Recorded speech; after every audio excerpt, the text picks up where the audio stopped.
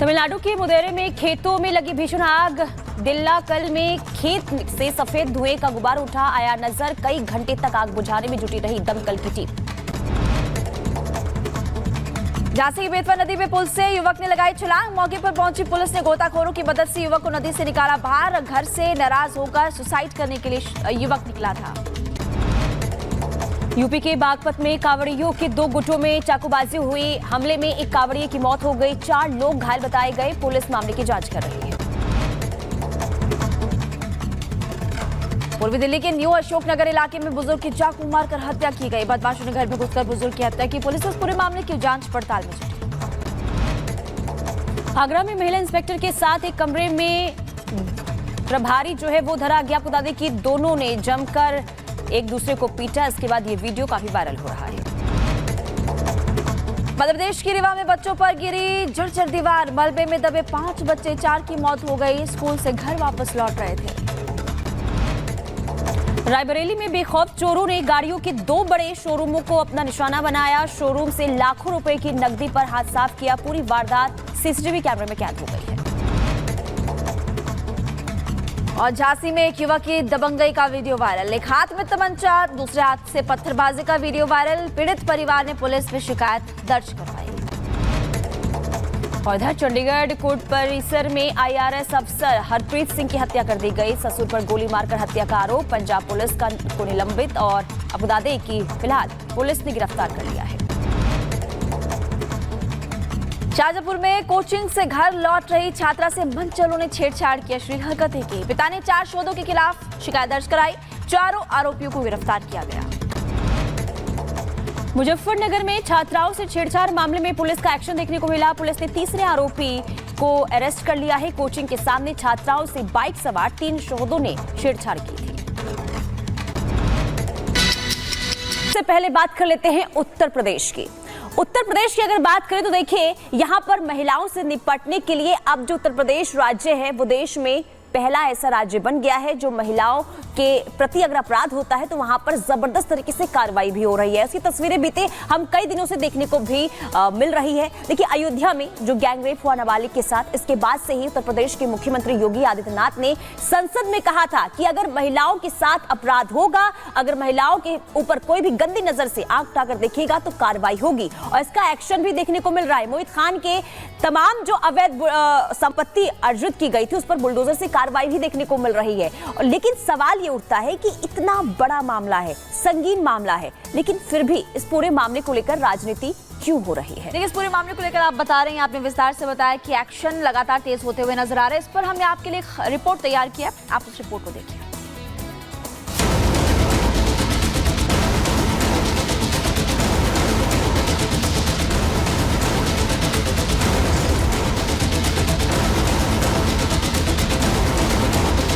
अयोध्या में नाबालिग से गैंगरेप के मामले में सपा नेता मोहित खान की सच्चाई सामने आने के बाद समाजवादी पार्टी पूरी तरह से बैकफुट पर आ गई है।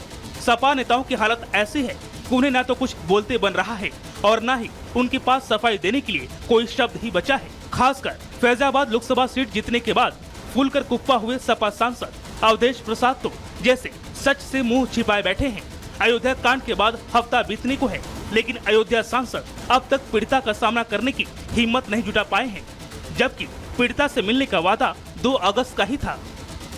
Already we have discussed yesterday why you are wasting your time wandering here and here. मैं कल फैजाबाद अयोध्या जा रहा हूँ। जी जानकारी लूंगा कल। अरे भाई लेट मी शो। सपा सांसद तो पीड़ित बच्ची से आंखें मिलाने की हिम्मत नहीं जुटा पा रहे हैं, लेकिन बीजेपी मोहित खान के महापाप पर सपा को बिल्कुल बख्शने के मूड में नहीं है। नाबालिग पीड़िता को इंसाफ दिलाने की मांग को बीजेपी नेताओं ने मुहिम बना लिया है। इसी कड़ी में आज बीजेपी नेताओं का प्रतिनिधिमंडल अयोध्या जा रहा है। राज्यसभा सांसद बाबूराम निषाद की अगुवाई में ये प्रतिनिधिमंडल आज दोपहर अयोध्या पहुँचेगा। फिर पीड़ित परिवार से मिलकर पूरे मामले की रिपोर्ट संगठन के शीर्ष नेतृत्व को सौंपेगा। आपको बता दें, शनिवार को ही बीजेपी के विधायक अमित सिंह चौहान पीड़िता के घर पहुंचे और उन्होंने पीड़िता की मां को सीएम योगी की तरफ से दिए गए 5 लाख रुपए का चेक सौंपा। विधायक अमित सिंह चौहान ने इस मुलाकात के बाद सपा नेताओं को इस मामले पर राजनीति से बचने की अपील की और परिवार को भरोसा दिलाया कि सरकार उनके साथ खड़ी है। किस परिवार के साथ उत्तर प्रदेश सरकार खड़ी है, यहाँ के लोग खड़े हैं, सब लोग खड़े हैं, सब लोग उस पर अच्छी कार्रवाई की मांग कर रहे हैं। उत्तर प्रदेश सरकार कार्रवाई कर भी रही है और जो आर्थिक सहयोग के लिए माननीय मुख्यमंत्री जी ने कल कहा था, तो वही उनके दिशा निर्देशन में आज हम स्थानीय प्रशासन के साथ आए और 5 लाख का चेक प्रदान किया। और माननीय मुख्यमंत्री जी ने एक और बात कही, वो भी मैंने माता जी से कहा कि आगे जो भी दिक्कत होगी, समस्या होगी, उत्तर प्रदेश सरकार उसको आपको मुहैया कराएगी। हैरानी ये है कि एक तरफ बीजेपी के नेता पीड़ित परिवार को इंसाफ दिलाने के लिए एड़ी चोटी का जोर लगाए हुए हैं, तो वहीं यहाँ से सांसद चुने गए अवधेश प्रसाद गायब हैं। उस पर हैरानी ये कि सपा अध्यक्ष अखिलेश यादव भी इस मुद्दे पर सफाई देने की बजाय सोशल मीडिया पर भ्रम फैलाने से बाज नहीं आ रहे हैं। उन्होंने इस मुद्दे पर मीडिया से चुभती सवालों से बचते हुए सोशल मीडिया एक्स पर लिखा, अयोध्या के भदरसा मामले में बिना डीएनए टेस्ट के बीजेपी का आरोप दुर्भाग्यपूर्ण माना जाएगा। कुकृत के मामले में जिन पर भी आरोप लगा है, उनका डीएनए टेस्ट कराकर इंसाफ का रास्ता निकाला जाए, न कि केवल आरोप लगाकर सियासत की जाए। जो भी दोषी हो उन्हें कानून के हिसाब से पूरी सजा दी जाए, लेकिन अगर डीएनए टेस्ट के बाद आरोप झूठे साबित हों तो सरकार के संलिप्त अधिकारियों को भी न बख्शा जाए, उनके खिलाफ कार्रवाई की जाए।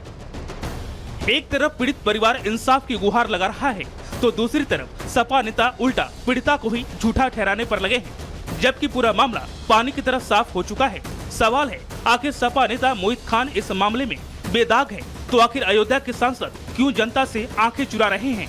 हैरानी ये है कि सपा अध्यक्ष का ये ट्वीट तब आया जब पीड़िता से मिलने के नाम पर अस्पताल आए सपा के 2 नेताओं को पीड़ित परिवार को धमकाने का भी आरोप लग चुका है। यही वजह है कि सपा अध्यक्ष ने जैसे ही उल्टी गंगा बहाने की कोशिश शुरू की, यूपी के डिप्टी सीएम बिफर गए। उन्होंने सपा नेताओं को आड़े हाथों लेते हुए सोशल मीडिया एक्स पर लिखा, बलात्कारियों को बचाना सपा के जन्मजात फितरत है। अगर बलात्कारी मुसलमान हो तब पूरा का पूरा सैफई परिवार उसे बचाने के लिए खूंटा गाड़ देता है। इसमें कोई दो राय नहीं कि अयोध्या के पवित्र भूमि पर एक नाबालिग के साथ हुए गैंगरेप को लेकर पूरे देश में गुस्सा है। खासकर अयोध्या के लोगों में इस घटना को लेकर जबरदस्त नाराजगी है, लेकिन सपा पीड़ित नाबालिग बच्ची के जख्मों पर मरहम लगाने के बजाय इसे राजनीति से जोड़ रही है। वहीं सपा नेता शिवपाल यादव ने तो इस पूरे मुद्दे का राजनीतिकरण ही कर दिया। तो इस घटना में राजनीति कर रहे हैं भारतीय जनता पार्टी के, और जो इस घटना में शामिल हो रहे हैं, इनका सबका नार्को टेस्ट कर लिया जाए, इसलिए कि ये सब के सब राजनीति कर रहे हैं। और ये केवल राजनीति इसलिए भी कर रहे हैं कि वहाँ पर उपचुनाव है, बदनाम करने के लिए। मैं अयोध्या गया था, वो एक गरीब बेटी, निषाद की बेटी, हमारी बेटी थी, उसकी दर्द को देखा और दर्द को बयान नहीं किया जा सकता, कितना कराह है, कितना दर्द है, जिससे हम वो सहमी हुई है, इतना डर है उस अपराधी से कि सही बात नहीं बोल पा रहे। समाजवादी पार्टी के नेता पैरवी कर रहे हैं, उसके लिए पैरवी करके उसको बचाना चाहते रहे और मुँह नहीं खोल रहे हैं, पीड़िता से कोई मिलने नहीं जा रहा है। आज के दिन में क्या मजबूरी है समाजवादी पार्टी की, जो मुंह नहीं खोल पा रही। मुंह खोली भी तो कह रही डीएनए टेस्ट करा लीजिए, देना चाहिए था, तब कार्रवाई होनी चाहिए थी। बीजेपी का सीधा आरोप है कि इस लड़ाई में 2 पक्ष बन गए हैं। एक तरफ बीजेपी पीड़िता के साथ है, तो दूसरी तरफ सपा आरोपी के साथ है। अखिलेश हो या अवधेश हो, ये भगवान के पर्यायवाची नाम है, इन्होंने कलंकित कर दिया इन नामों को और साजिश कर रहे हैं, अपराधियों को बचाने की कोशिश हो रही है। एक बार उस बेटी के सर पे हाथ रख के पूछो अवधेश जी, पूछो अखिलेश जी, जाओ उसके घर, बेटी हमारी भारत की संस्कृति है। कुल मिलाकर अयोध्या में नाबालिग के साथ दरिंदगी को लेकर सियासत जोरों पर है और चिंता की बात ये कि सेंटर में मुद्दा पीडीए का है और दोनों को अपने नफा नुकसान की पूरी खबर है। Bureau report, Republic Bharat.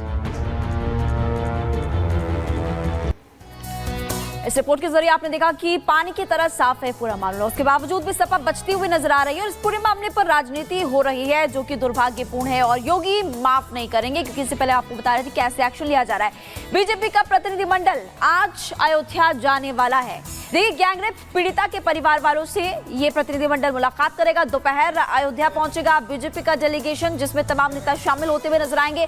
सांसद बाबूराम निषाद पीड़ित परिवार वालों से मुलाकात करेंगे। इसके अलावा नरेंद्र कश्यप भी पीड़ित परिवार परिवार वालों से मुलाकात करते हुए उनको सांत्वना देते हुए नजर आएंगे। मामले की रिपोर्ट बनाकर पार्टी नेतृत्व को भी सौंपेंगे जो नेता आज जाने वाले, और अधिकारियों को भी सख्त निर्देश यहां पर दिया जाएगा। यानी कि इस पूरे मामले को लेकर हम आपको बता रहे हैं कि एक तरफ उत्तर प्रदेश के मुख्यमंत्री योगी आदित्यनाथ एक्शन मोड में नजर आ रहे हैं, वहीं पर बीजेपी का डेलीगेशन भी आज मिलेगा। तो योगी नहीं करेंगे माफ, ऐसा हम क्यों कह रहे हैं? देखिए, लगातार